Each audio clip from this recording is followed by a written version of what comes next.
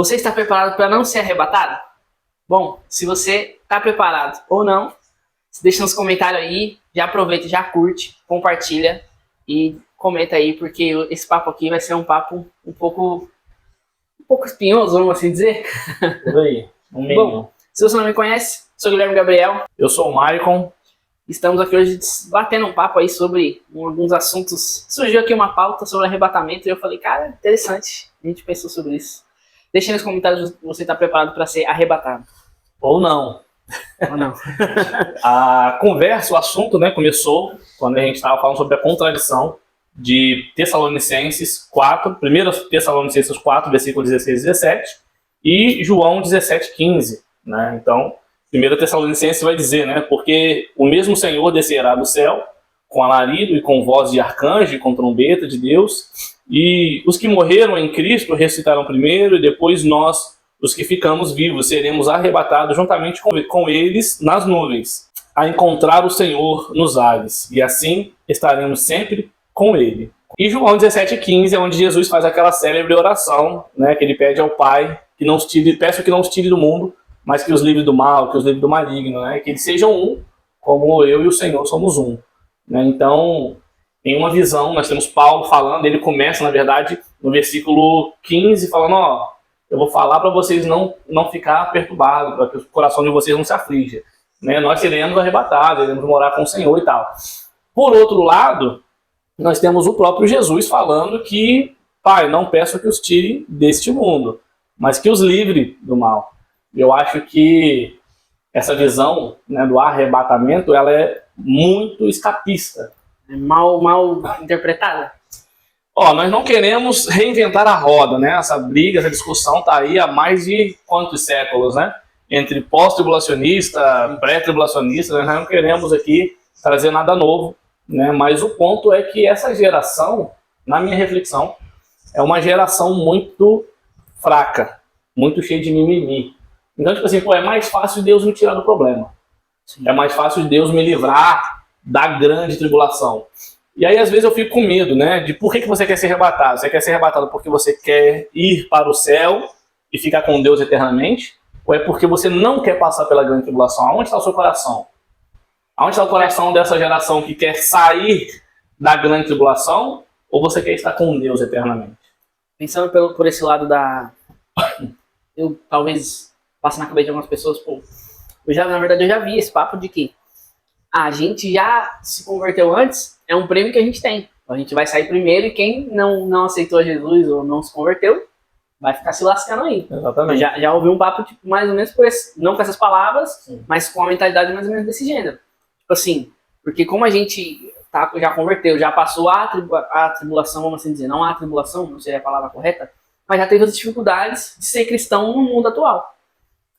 Não é fácil, a gente sabe que não é fácil ser cristão no mundo atual. Mas, segundo a Bíblia, a tribulação vai ser mais complicada. Mas hoje ainda é muito fácil. Acredito perto que de toda a história. Eu acredito que sim. Perto de toda a história, essa é a geração um tempo mais fácil. Mais fácil, mais suave, né? Tem muitos que defendem até a visão escatológica das cartas, né, de João às 7 igrejas, onde ela vai dizer, né, nessa visão escatológica, que a igreja que representa a nossa geração seria a Laodiceia. Então a visão escatológica, né, dessa vertente é o quê? É que cada carta, é lógica, ela é literal em primeira instância, mas depois ela também é escatológica no sentido de que cada igreja fala sobre uma era. Cada carta, a igreja, a cidade, fala sobre uma era da igreja, né, ao longo da história.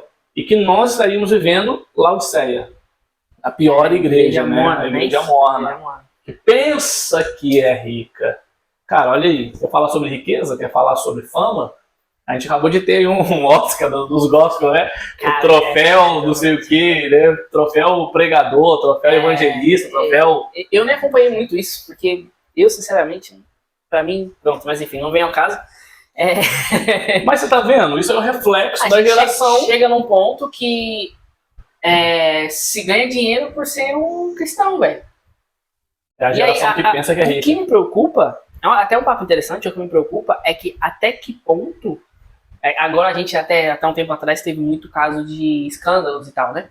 Até que ponto o poder, ele vai mexer com o seu ego? Porque uma coisa, beleza, você é um pastor de igreja, mas você chega num ponto de grandeza e poder que você tem que fazer negociação política, tem que abrir mão de esconder algumas coisas, né? Na verdade, tem que abrir mão vista de... grossa, né? Exato, tem que fazer vista grossa, ou um favor aqui, e acaba que o que a gente está vendo hoje, a política no Brasil, Sim. que pastores aí brigando e se dividindo por conta de posição política. Na época bíblica, nela toda, teve muita política envolvida, tanto que no Oriente Médio hoje a política e a religião é completamente misturada, né? Mas eu acho que não é isso. O Novo Testamento, Jesus não quer, ele não é um libertador político, né? Tanto que na época, acho que até hoje ainda eles esperam um Messias, Sim. um Messias político. E acho que o Evangelho é sobre isso. Não, Jesus ele veio para nos libertar da escravidão, do pecado, né? Não de Roma, né? Então, os judeus, basicamente, eles não aceitam, né, também Jesus por conta disso, né? Porque se Jesus fosse o Messias, ele nos livraria, né, de Roma. Ele não fez isso. Judas traiu Jesus, eu acredito que foi por essa motivação. Não, agora Jesus vai se levantar e vai vir um exército dos céus agora e vai libertar ele. Eu acho que Judas traiu ele, né, nessa esperança, tá ligado? Tanto que ele entrou em remorso, se arrependeu, né? Ele só foi pro lugar errado, né? O coração de Judas estava comprometido, né? Não é esse o ponto.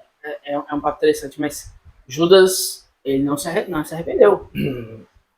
Assim, é uma parada... É complicada essa palavra, mas... Porque ele traiu Jesus pela moeda. Sim. Só que depois ele abre mão da moeda. Então não era a moeda em si, né? Não era o dinheiro em si que o motivava. Por isso que eu ouso falar algo que nem está na Bíblia, que não é uma interpretação. Onde Judas traiu Jesus com a motivação de que Jesus se rebelasse contra o sistema. Ele viesse ser o Salvador, como Davi, que matou 10 milhares, entendeu? Sim. Então Jesus era pacífico, né? Então eu vejo essa motivação, talvez, né? Porque senão ele teria ficado com dinheiro, né? Uma hipótese, né? Então eu não sei, pode ser. Então é só para gente fazer um ponto aí, um parênteses. Eu costumo dizer assim que muitas pessoas, quando a gente for arrebatado ou não, quando a gente chegar no céu, lá no juízo final, enfim, a gente vai encontrar muitas pessoas lá que falar, a primeira coisa que vem no nosso coração é, caraca, esse aí viveu errado a vida toda e tá aqui. Por quê? Na hora do leito de morte, o ladrão da cruz... Entendo, eu não estou falando que Judas se arrependeu ao ponto de ser salvo. Não é essa a minha defesa, entendeu? Eu estou falando que ele se arrependeu do ato de ter traído. Mas entende? Pode ser que... Não sei, mas de qualquer forma ele correu por suicídio, né? Pelo que dá a entender. E até onde eu sei, os suicidas não herdarão o reino dos céus, está escrito na Bíblia. Então, a gente está falando sobre isso, né? Os homicidas não herdarão, né? Então, aquele que tira sua própria vida está assassinando, né? Está tirando uma vida. Né? Porque a nossa vida também não foi dada por nós mesmos. Nós não temos substância divina, né, de vida em nós para criar vida. Então, nós também não podemos tirar, né? O ponto é esse. Agora, voltando ao nosso ponto sobre arrebatamento, a questão é, eu acredito que essa é uma fase da igreja histórica, vamos botar aí ao longo da história, essa visão do arrebatamento é uma visão nova. Se eu não me engano, tem 200 anos, salvo engano, entendeu? Essa visão de que seremos arrebatados no sentido de ir para o céu, né? Porque quando a gente vai para o Antigo Testamento, quando a gente vai para a história, todo mundo tinha esse entendimento de que passaríamos para a grande tribulação e que o céu viria para a terra, como está descrito na Bíblia diversas vezes, né? A gente vai ver aí a nova Jerusalém que descia, né? Então Jesus ele vem, ele prepara o mundo, né? O milênio ali, para que a nova Jerusalém venha dos céus. E aí é feito novos céus e nova terra. Certo. Mas nesse caso, a nova Jerusalém, isso seria de tal ponto que provavelmente, que é complicado, se pegar aqui num dos textos que a gente leu agora, a gente se encontra com Jesus no céu. Sim, 1 Tessalonicenses vai falar isso. Seria o arrebatamento. Sim, seremos arrebatados. Na verdade, é o único texto que fala a palavra arrebatamento. Sim. Na Bíblia. Que é isso. De toda a Bíblia, Novo Testamento. 1 Tessalonicenses, capítulo 4, versículo, né, a partir do 15, 16 ali, vai falar sobre arrebatamento, é só ali. Então, por esse lado aqui, arrebatamento seria antes da tribulação. Na visão pré-tribulacionista, sim, né? Nós seríamos retirados do mundo antes da grande tribulação. Por quê? Há o texto onde Jesus diz que, onde a Bíblia diz que nós não iríamos passar pelaquela grande tribulação. Deus iria nos livrar, né, daquela grande tribulação. Mas a minha pergunta fica na interpretação do texto. Por quê? Como que Jesus vai nos livrar dessa tribulação? Ele vai nos livrar nos tirando da terra, ou ele vai nos livrar como ele livrou Sadraque, Mesaque e Abednego?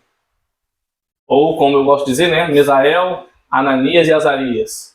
Por quê? Porque Deus não livrou eles da fornalha. Deus livrou eles na fornalha. Na fornalha. Né? Como que Deus livrou Daniel da cova dos leões? Foi da cova? Ou foi na cova? Entende? Então, tipo assim, a gente vai ver todos os grandes homens que passaram por tribulações, né, na história da igreja, na história bíblica. Deus não livrou eles de passar pelo problema, Deus livrou eles no problema.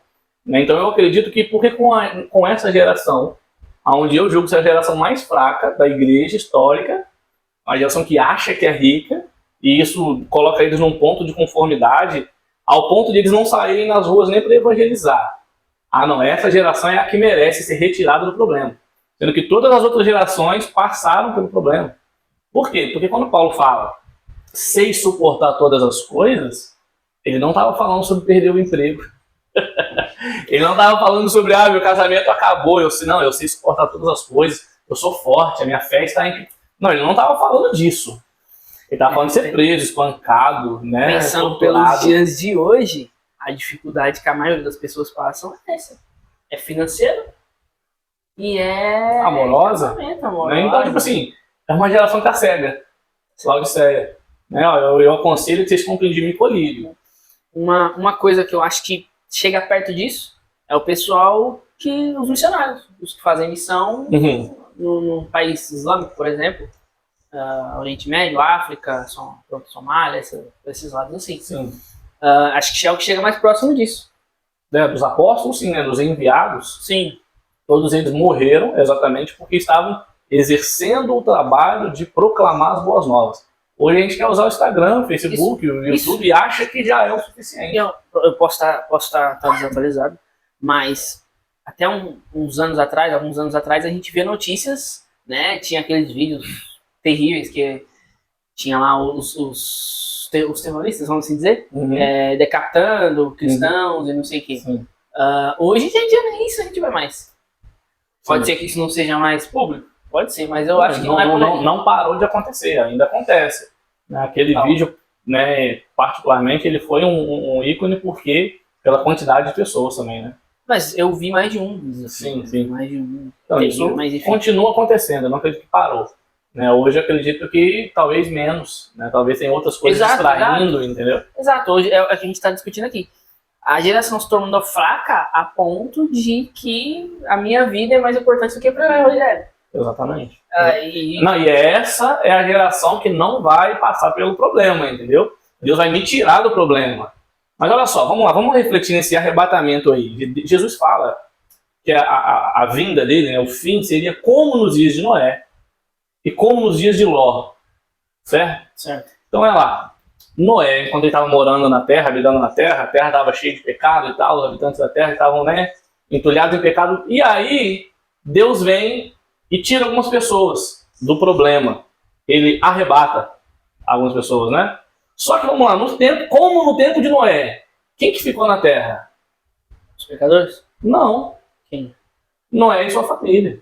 Porque depois do dilúvio, quem que sobrou? Exato, a família de Noé. Quem foi tirado? Porque o texto que corrobora o arrebatamento estarão 2 no campo, um será tirado e outro será deixado. Vai ficar só as roupas, né? A gente tem aquela ideia, vai ficar só as roupas ali jogando. Mas e aí? Qual que é o bom aqui? O bom é quem fica ou o bom é quem vai? Porque a Bíblia diz, Jesus diz que os mansos herdarão a terra. A Bíblia diz que a terra durará para sempre. Apocalipse 21 vai dizer sobre um jardim no centro da cidade de Deus, né? E fala que esse jardim vai voltar para a terra. Então, tipo assim, peraí, vamos raciocinar. O arrebatamento que a gente está interpretando é que nós seremos tirados, encontraremos com ele nas nuvens, como está escrito em Tessalonicenses. A gente não está falando que está errado também. Não, a gente está falando que a interpretação está equivocada. Por quê? Porque nós iremos nos encontrar com Jesus nas nuvens, nos céus, né? Porque as nuvens vai dar essa noção de céu. Quando que nós encontraremos com ele? Quando ele vir e julgar a terra. Porque quando ele vem, ele vem julgar a terra. Depois de 7 anos ali e tal, ele vem, e aí o que ele faz? Ele aprisiona a grande serpente, o dragão, né? Porque era uma serpente em Gênesis, né? Mas aqui em Apocalipse já é um dragão. Porque a ordem era se alimentar do pó da terra, né? Sim. E a Bíblia diz que nós somos o pó da terra, então... E cresceu. Se alimentou bastante. E cresceu. E aí ele vem julgar os bons e os maus. Né? O que estarão à minha direita, direi, vinde benditos do meu Pai, o que estiver à minha esquerda, eu não vos conheço, vai para o fogo eterno. E aí ele começa o seu reinado. É isso, né? A linha é essa. Porém, o reinado aí seria os 1000. O reinado milenar. Milenar, sim. Né? Por quê? Nessa perspectiva, eu me coloco mais aqui no pós-tribulacionista, né? E milenista, né? Eu acredito no milênio. E o que eu entendo é, Jesus vem fazer nova todas as coisas. Ele vem fazer novos céus e novas terras. Né? Então, essa terra nova, porque a terra não vai ser destruída, como a gente pensa, eu vou ser arrebatado, porque vai vir uma grande tribulação, e depois vai vir fogo sobre a terra e vai matar todo mundo. Por quê? Porque nós temos essa noção de, Deus vai me livrar do problema. Então, nós queremos ir para o céu quando a vontade de Jesus é vir ao encontro da sua noiva. Não é buscar a sua noiva. É ao encontro dela. Então nós estamos querendo ir para o céu, enquanto Deus está querendo vir para a terra. Porque a Bíblia diz que ele virá com a sua cidade, que tem tantos quilômetros para cima e para baixo, né? Não existe uma cidade assim. Ficaria até fora da atmosfera, essa cidade. Só que a questão é, qual a ideia que está tentando passar? Que cabe todo mundo, né? Cabe todos os filhos de Deus. E aí quando ele vem com o seu trono. Né? Ele vem com a cidade santa, a Nova Jerusalém. Né? O Monte Sião vem para a terra.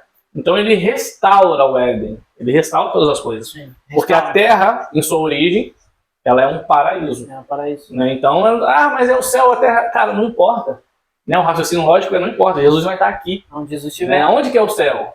Onde Jesus estiver. Pronto, acabou. Então, tipo assim, a terra voltará a ser a sua origem. Né? Essa é a minha visão. Agora nós estamos mais preocupados em sermos arrebatados. Os últimos dias serão como nos dias de Ló. Espera aí. Quem foi tirado, né, no tempo de Ló, né? Ló e suas 2 filhas foram poupados, e aqueles que ficaram morreram. Eles foram arrebatados. Eles saíram da terra. Ló continuou na terra, habitando ali. Entende? Então, tipo assim, os últimos dias serão como nos dias de Noé, como nos dias de Ló. Né? O próprio texto de Atos 1:11, né? A gente anotou ali, vai dizer o quê? Os discípulos olhando para o céu, vendo Jesus sendo arrebatado, vendo ele sendo elevado aos céus. E aí os anjos perguntam, Galileus, por que vocês estão olhando para os céus, para as nuvens? Da mesma forma que vocês estão vendo ele ir, vocês verão ele voltar, ele virá. Então olha só, Jesus está voltando. Nós dizemos uma coisa, mas nós pregamos outra, nós vivemos outra. Nós falamos uma coisa, mas nós vivemos outra coisa. Então aí o paradoxo então não está aqui na Bíblia. Esse é o paradoxo. Por quê? Jesus está voltando ou é nós que estamos indo? Não, então, o paradoxo aqui a gente consegue esclarecer biblicamente. Só que o que é pregado na massa, vamos assim dizer, é que a gente será tirado. A gente está correndo de uma parada que é para a gente enfrentar. É o basicamente, quando o mundo estiver em chamas, sendo produto na grande tribulação, toda se arrebentando, é a maior oportunidade do evangelho ser pregado. É na dificuldade. É mais ou menos aquele pelador, ao invés de por amor o pelador, o mundo vai estar em dores. Sim. E é a chance do evangelho entrar no coração das pessoas. Lembrando que não é bíblico, né, esse texto, mas o ditado ele é válido, né? Por quê? Porque aqueles que não aceitarem a marca, né, da besta e tal, esses serão salvos. Né? Esses resistirão e tal. E aqui mora um outro paradoxo. Por quê? Vamos lá. Eu posso salvar a mim mesmo? Jamais. Quem que me convence? Espírito Santo. O Espírito Santo. Mas aí o pré-tribulacionista acredita que o Espírito Santo sobe junto com a sua igreja. Então quem fica aqui na terra fica sem o Espírito Santo. Sim. Só que quem não aceita a marca é salvo. Então peraí, vamos raciocinar, vamos usar o nosso cérebro. Então eu vou ser salvo sem o Espírito Santo? Eu vou ser salvo porque eu consegui resistir a não colocar a marca. Eu sou bom mesmo, eu sou forte. Eu sou bravo. Peraí, aquele que vai ser retirado não são os bons? O que vai ficar não são os ruins? É os ruins que vão suportar não aceitar a marca, vai ser os ruins que vão suportar ser torturado e não negar Jesus. Entendi. Não faz nem lógica, você tá vendo? Por quê? Porque é uma geração fraca. É uma geração que quer sair do problema. De Deus, me livre do problema, não quero ficar aqui não, senão a gente tem que pregar o evangelho, correr o risco de alguém me pegar e ver que eu não tô com a marca e morrer. Isso não é romântico. Isso não é legal, tá ligado? É mais fácil acreditar eu serei arrebatado, eu vou sair do problema. Mas olha só, se a gente for para a Bíblia, é muito mais fácil a gente ler o texto e entender que nós iremos passar pela grande tribulação. Esse arrebatamento tem mais a ver com Jesus vindo sobre as nuvens, e nós nos encontrarmos com ele como igreja realmente, vinde bendito de meu Pai, e começarmos, né, a reinar esse milênio e toda a eternidade, ou é mais fácil eu fazer todo esse malabarismo para entender que eu não vou estar aqui na hora da treta. Paulo passou pela treta, João passou pela treta, João foi para a ilha de Patmos. Não, eu vou ser liberto de todas as prisões. Deus vai me tirar. Ele, não, eu não vou ser preso. Eu não vou precisar ser jogado num tacho de azeite fervendo. Não, eu não. Paulo, Silas, né, muitos outros, Daniel, Ananias, Azarias, José, o próprio José, traído, jogado lá no poço. Ele passa pela prisão, ele é vendido, é traído. Não, mas eu não. Tá ligado? Tipo assim, cara, não faz sentido. De toda a história da igreja, essa geração é a única que tá achando que vai ser tirada do problema. Sendo que no primeiro século eram jogados no Coliseu para os leões comer ele. Se tinha uma igreja, cara, que deveria ser tirada do problema, era essa igreja. Sim. Tá ligado? No primeiro século, onde era jogado ali o Nero, tacando fogo nas pessoas, Deus arrebataria essas pessoas da mão de Nero. Por que não fez? Não, vai fazer com essa, que tá recebendo o troféu por pregar bem. Melhor pastor, melhor evangelista, melhor música, melhor produtor. Cara, faz sentido? Acaba por... É uma coisa que é praticamente óbvia, né? Só que a gente chegou num ponto que isso se tornou normal, mano. Tipo assim, aquela parada que profetizaram tanto o pessoal de fora, que todos os pastores e todos o crente, os judeus eram ricos, que deu certo, né? Porque hoje é difícil você conhecer um pastor que, sei lá, vamos assim, é famoso e não é rico, velho. Cara, não tem problema contra a riqueza. Não, dinheiro não é um problema. Não é um problema. Dinheiro problema deveria ser a solução. O problema é o amor ao dinheiro. O problema é o amor ao dinheiro. Aí que tá. Acabou que a gente chegou num ponto que ou você aquela narrativa acabou dando tão certo que ou você se dá muito bem na vida, ou você tá em pecado, pô. Exatamente. No fim, se encontra com essa cena. É a teologia da prosperidade. No fim, as duas coisas se chocam assim, se juntam lá na frente, que a gente não vai, a gente prega muito bem, a gente é premiado por isso pelos homens. E eu mereço sair do problema. Entendeu? Deus vai me libertar, vai me livrar, Deus vai me levar para o céu. Mas e pensando por esse lado, né? Imagina que nós pensamos dessa maneira. Então se Jesus chega e pergunta, então quem é que deve passar por isso tudo? O que a gente responderia? Quem é que deve passar pela grande tribulação? É o mundo, né? O mundo que merece sofrer sozinho, né? A igreja não. A igreja não tem culpa nenhuma no católico. Isso é totalmente... O mundo tá vendo que tá? Não tem nada a ver com a igreja. Não é uma missão. Não é uma missão. A gente fez. Não é uma missão da igreja de pregar o evangelho, de ser uma referência, né? De ser os melhores em vez onde existe mais escândalo. Não. A igreja não tem culpa nenhuma nisso, né? É mais fácil acreditar assim. Eu acho que é uma coisa que também entrou hoje, que é muito falado hoje, que entrou, é a questão do legado. Vamos deixar um bom legado, né? Cara, o discurso é legal, deveria mesmo. Era pra ser assim. Até que ponto? Tipo, acho que até que ponto... Não, o que é um bom legado? A gente tem que começar por aí, né? Entende? O que é um bom legado? Herança? Dinheiro é um bom legado? Ou ideias? Ou livros? Ou ações? Aí isso vem do ponto que o que a igreja hoje está buscando. A igreja a gente fala no modo geral. Sim. Irmãos, porque vamos separar aqui, né? Existe a igreja do Senhor. Sim, claro. Nós estamos falando da igreja geral. A gente está falando da maioria, vamos dizer. A gente está falando mais da prostituta do que da noiva, né? Olhando por essa ótica. Porque, vamos lá, vamos pegar aí a parábola das virgens, né? Cara, 50%. Né? 5 entram, 5 não entram. 5 tinham óleo no botija, 5 não tinham. Né? Então, vamos botar aí vamos ser otimistas, né? Porque se a gente for pela parábola do semeador, aí já não é isso tudo, é 25% só, né? Porque só uma quarta parte que cai em boa terra, né? O resto cai nos espinhos, nas pedras, né? À beira do caminho. Então, tipo assim, cara, a questão é, Jesus, em Mateus 24, quando ele vai falar sobre o fim dos tempos, ele fala sobre tudo, guerra, rumores de guerra, maremoto, terremoto, porque o que ele está falando é sobre a intensificação, tanto que ele termina falando que é o princípio das dores, né? Das dores de parto. E como que uma mulher ganha? Como que vem as dores de parto? É de 5 em 5 horas, 4 em 4 horas, 1 em 1 hora, 50 em 50 minutos, 20 em 20, 5 em 5, até que nasce. Vai intensificando. Né? Então, os próprios cientistas comprovam, né, que nos últimos 50 anos houve uma intensificação, né, nos registros, né, sísmicos lá de terremoto, vulcão ativando, e nos últimos 10 anos ainda teve uma intensificação maior ainda do que nos últimos 50. Sim. Então, tipo assim, Tá diminuindo. tá diminuindo o espaço entre as guerras, os rumores de guerra, o maremoto, terremoto. Só que aí Jesus, em Mateus 24, não fala sobre arrebatamento. Ele fala que as coisas vão piorar. Fala, ó, isso tudo que vai acontecer é só o princípio. Mas é necessário que aconteça. Não se turbe o vosso coração. Mas aí é aquela visão errada, mais uma vez, de João 14:1. Ah, não, eu vou pro Pai preparar morada, né, para vocês, e aí eu vou vir buscar vocês e vocês estarão comigo eternamente. E para mim tá errado essa concepção. Jesus não disse que ele iria preparar a morada. Ele disse que já existe morada lá. Né? Então não se turbe o vosso coração, já existe. Porque se não existisse, você não tá acreditando em mim não, né? Você tá olhando com a cara de... Não, eu tô raciocinando. Eu sempre entendi que Jesus foi preparar a morada. Bom, deixa eu pegar aqui o texto pra gente ler. Mas vai falando enquanto isso, aí fala o quê? Não, eu tô raciocinando aqui toda essa informação. Que eu vou, pra não te interromper aqui, eu tenho que anotar aqui. Você deu o exemplo da semeadura, né? Sim, parábola. Só um quarto da... Mas o que é? Onde que a gente cai no ponto de salvação aí na palavra da semeadura? A palavra que caiu em boa terra. A semente caiu em boa terra. Né? Aquela que recebe a palavra e frutifica. Certo. Né? Por quê? Porque só frutificarão aquele que estiver na videira. Aí para João 15 já, né? Eu sou a videira verdadeira e vós sois os ramos. Né? Quem permanece em mim dá bom fruto. E fruto que permanece. Quem não permanece é cortado. Esse que é cortado não dá fruto.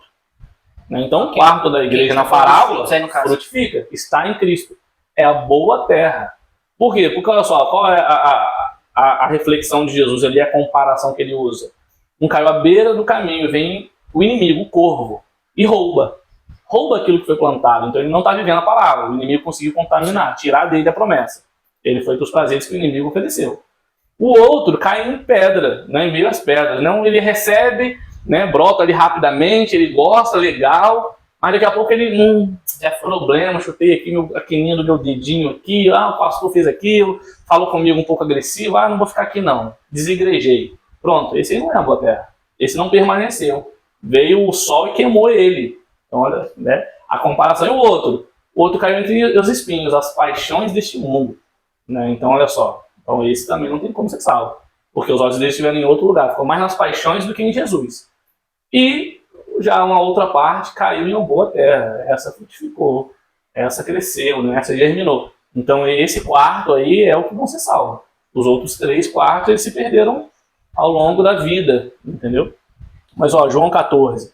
Não se turbe o vosso coração. Então sempre que Jesus vai falar sobre isso, né? Sempre que a Bíblia vai explicar sobre essa eternidade, é sempre, cara, não fica ansioso com o dia de amanhã não.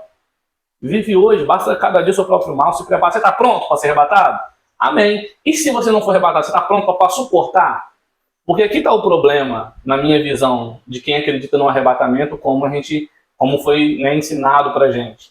É que se tiver correto, eu que sou pós-tribulacionista, amém, eu fui arrebatado, porque eu creio em Jesus, eu vivo a palavra, sou marido de uma só esposa, mas a gente está ali se esforçando ao máximo. Como todo mundo. Amém, fui arrebatado, aleluia.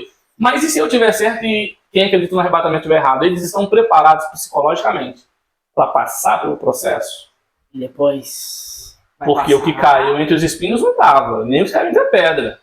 E vai passar e vai aguentar até o fim. Entendeu isso? Entendeu? Aí é que vai ser palavras de verdade e de mentira, mais ou menos assim? Exato. É exatamente isso. Mas Senhor, em teu nome profetizamos, em teu nome eu curei, fizemos milagre. Quem que faz milagre em nome de Jesus, meu brother? Quem faz isso é crente, quem faz isso é cristão, é quem está dentro da igreja. Exato.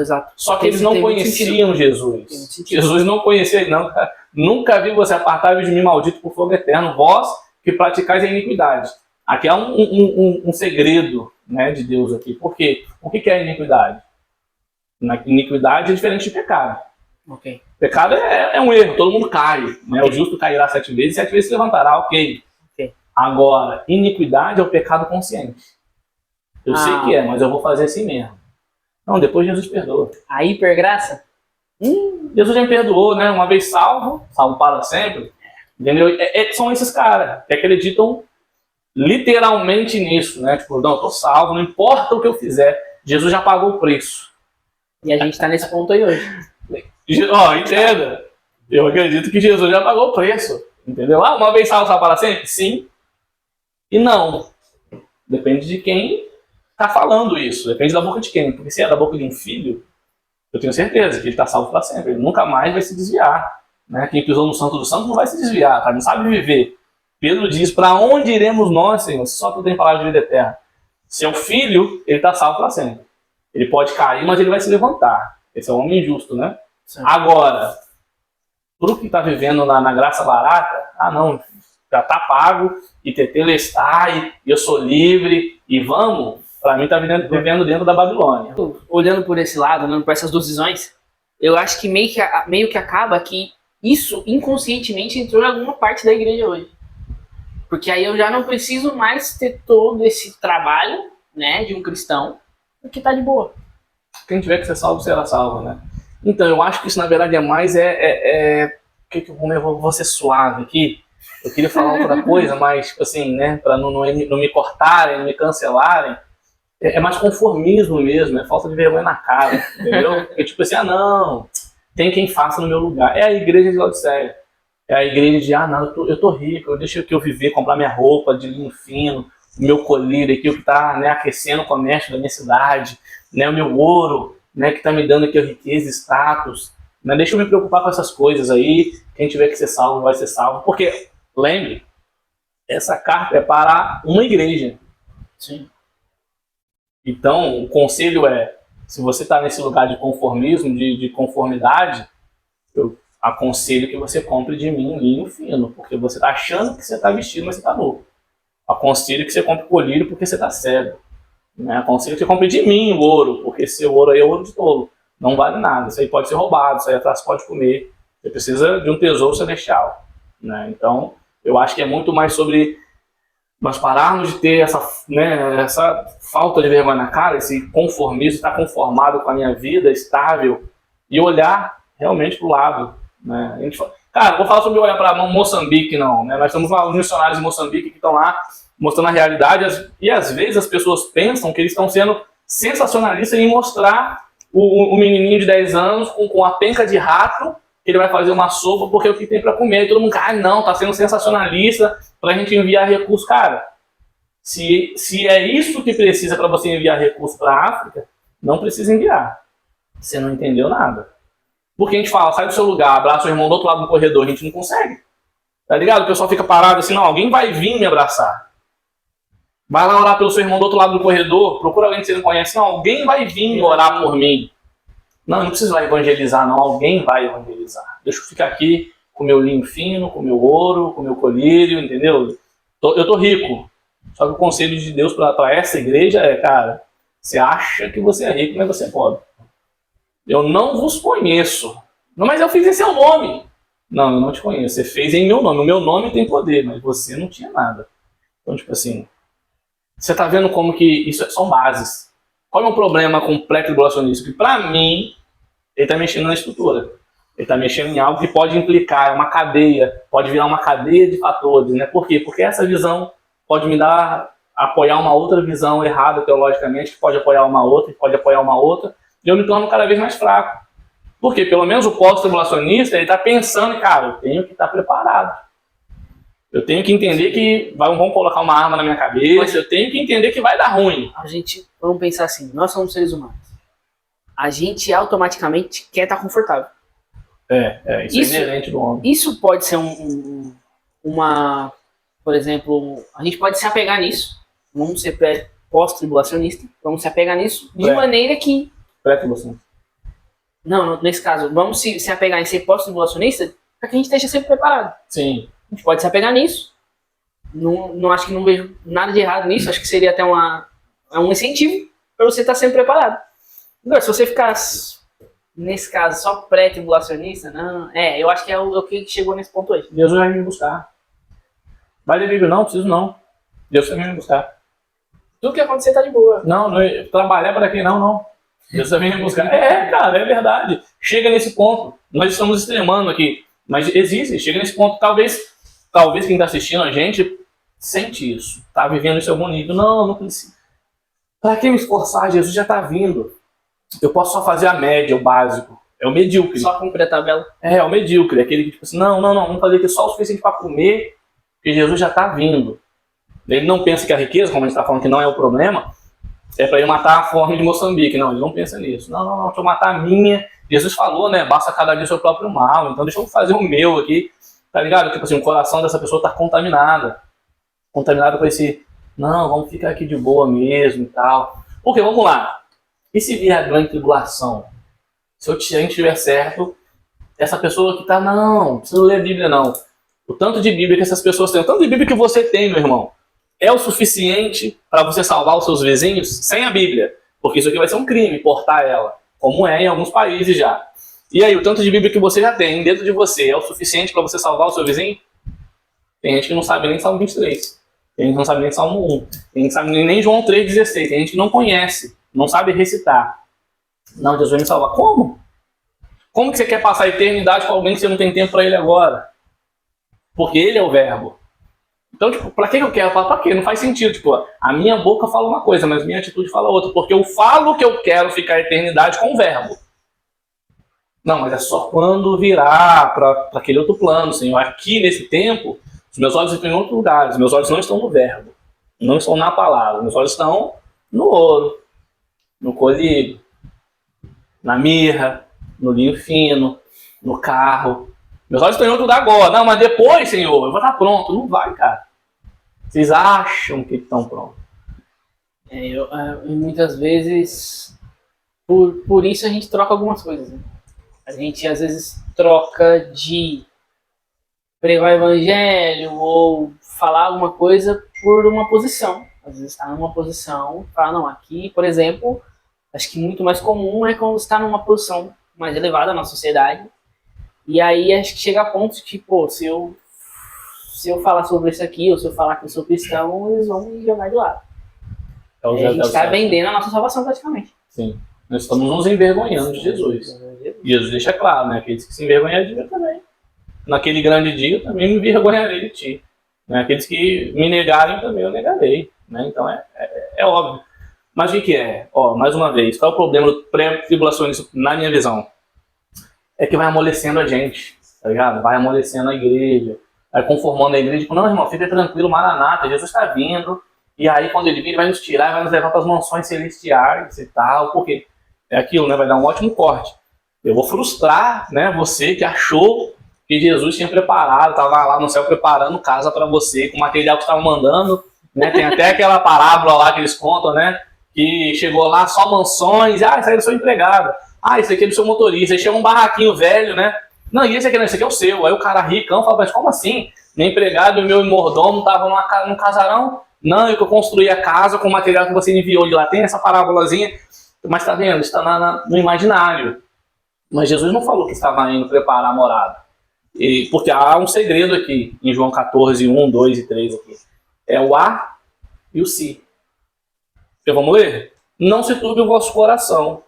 Credes em Deus e credes também em mim. Pronto, ponto. É isso que você precisa se preocupar. Não se turbe o vosso coração. Versículo 2. Na casa de meu pai há muitas moradas. Então se há, eu não vou fazer. Já tem. Então um dos segredos aqui, uma das chaves desse versículo é há. Na casa de meu pai existe. Já tem. Já está lá. Há muitas moradas. Se é outra chave. Se não fosse assim, eu vos teria dito. O que eu teria dito? Mas não disse. Porque eu não disse. Eu disse que se não fosse, se não tivesse muitas moradas, eu teria dito no passado. Mas eu não disse isso. O que eu teria dito?